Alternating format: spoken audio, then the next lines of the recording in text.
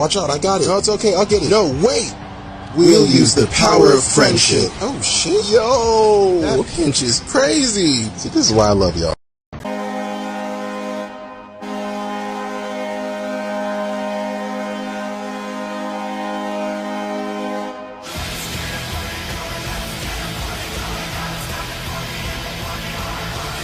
Sunny days, keeping the clouds away. I don't like that because you can see my window in the whiteboard's reflection, but it doesn't matter though because Penguins won. Penguins win 1-0 over the Boston Bruins. I'm pretty sure this is the only game that the Penguins have played this season that has ended in a 1-0 win. I think we lost 1-0 in a shootout or something like that. Penguins win 1-0, not only against a pretty good team in the Boston Bruins, but it also solidifies the Penguins' first place in the East Division. I know we were first place for a couple hours, 2 days ago now. But the Penguins are in first right now. They're actually 8 points ahead of the Washington Capitals, a couple points ahead of the Islanders because the Capitals have continued to beat them, and it's really looking good. I'm very happy about the Penguins right now. This was a playoff game, essentially. It wasn't an actual Stanley Cup playoff game, but this was a very tight checking. Face-offs were important. Not a lot of special teams. Refs had their whistles in the pocket. Line combination heavy, goaltending heavy game, and the Penguins came out on top. And I don't want the Penguins to play the Bruins in the first round. I'm not a fan of the past couple of playoff series that the Penguins have had against the Bruins. But if they play like they did, and they continue to play like they have in their past, 2 months now, this team has looked pretty damn good. I'm very confident. I don't want to jinx things, but there's a lot of similarities from the 2016 team to this team right now, especially with Malkin being hurt, and the emergence of younger players and unlikely sources, Jared McCann, like Jeff Carter coming in, Jason Zucker starting to pick it up. Let's go over the lines, even though there was no changes, despite it. There was a back-to-back, so DeSmith and Jarry flip-flop. Injuries, Malkin, Tanev. Malkin's going to come back first.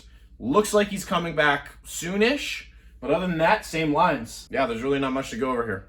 And just the game overall, I kind of already pretty much summed up the game. It was a very tight checking, playoff-like atmosphere with little to no stoppages in play and little goals. There was only one goal in this one, and that came from Jake Guentzel, who got his 21st all the way in the third period. This was a very close game. Jeremy Swayman versus Tristan Jarry in net. Mike Sullivan versus Bruce Cassidy on the bench. Sidney Crosby versus Patrice Bergeron. That was also a matchup that always happens between these two teams. And yeah, that's pretty much my thoughts on this game. I do have a special guest, though, today in this game, and he's going to telestrate the third goal. It's actually Jay Caulfield. I know this game was on NBCSN, and because this game was on NBCSN, Jay Caulfield actually called me, and he was like, hey, man, I would like to, join in one of your PFRs because I love doing them telestrations because I'm a hockey genius. So could I hop on a PFR and telestrate a goal? And I'm like, absolutely, especially in this game when there's only one goal to talk about. So I'll hand it over to Jay. And Jay, yeah, you can take it away. Thanks, Rob. We got the play here by Sidney Crosby that goes over to Jay Guentzel. Great play. I know everything in hockey because I did play in the mid-90s with Mario Lemieux. Let's get it started right here. You can play the clip now. So here we see Letang keeping it in the zone. Letang keeps it in the zone, and it goes over to this player right here, Jake Guentzel. Keep an eye on him because he's going to be your goal scorer in this. It goes back behind the net. Crosby's there. Crosby, great player, but I think Lemieux was better. It goes out, and it almost is going to go out in the zone. Corrali or whoever this is tries to get it out of the zone, but Bryan Rust, number 17, is in there to keep it in the zone. Keep an eye on that. Freeze it right here. Okay, you can play it now. And Jake Guentzel keeps it in the zone. This is the puck right here. That's what you shoot in the net. He gives it off to Sidney Crosby, and watch this right here. Freeze it right here. All right, I had you freeze it for no particular reason because you can see that Jake Guentzel is open right here, and he's going to shoot it on Swayman. Swayman, he's a bum. He shouldn't be in the league because he lets this goal in. Freeze it right here. Now you can see the pass. I just had it froze just because I like saying freeze it right here. And there's the shot. Jake Guentzel shoots it in. Half off Jake Shakes today. Penguins win this one 1-0. And you see the celebration from Crosby there. He's a great player, but I think Lemieux was better. And there's Jay Guentzel right there. Freeze it right here. Okay. Back to you, Rob. Oh, shit. Thanks, Jay. So after that, the Penguins and Tristan Jarry closed this one out. And again, this was a very strong win by the Pittsburgh Penguins. I'm not going to go over all my notes here because essentially it can be summed up in 2 words. Playoff game. The Penguins are 8-1-1 in their last 10. They're first in the East Division. I'm so excited about the future of this team. And by future, I mean these next couple of months. And I love this team, man. I really do. Especially, going to that game the other day.